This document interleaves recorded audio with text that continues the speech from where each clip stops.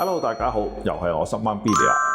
今集咧就同大家分享下如何通過不良資產輕鬆地賺取到第一桶金嘅。以下有個案例，再同大家分享下，以最低嘅成本實現買入價值1個億嘅資產。冇錯，你冇聽錯，真係1個億嘅，而且每個月都可以賺取過百萬嘅現金流。係點樣做法呢？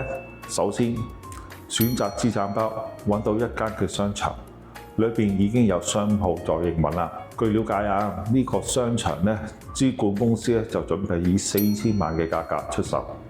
咁當然啦，要去到現場實地考察下一個環境啊嘛。如果你睇啱咗之後呢，以下有幾個步驟要注意嘅。第一個步驟，對呢個資產包進行詳細嘅風險評估，確保商場嘅風險是否可控。點樣為之是否可控呢？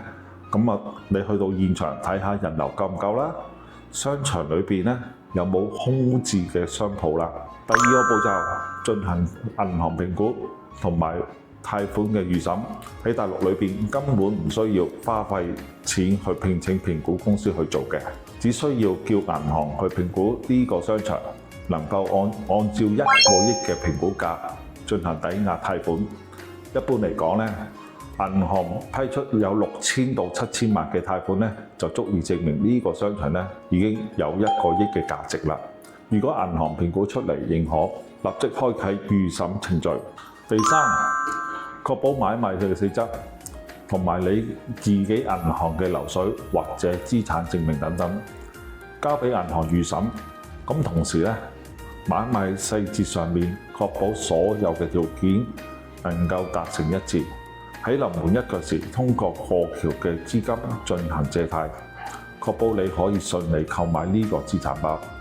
咁第四，抵押貸款之後順利完成交易，資產包到咗手啦，立即將商場抵押俾銀行，再通過銀行嘅貸款獲取資金，將呢筆嘅資金去償還過橋嘅資金。咁樣一嚟呢，就可以完全用貸款嘅資金嚟購買一個價值1個億嘅商場，而且又唔需要自己揞荷包出嚟用4000萬買落嚟啦。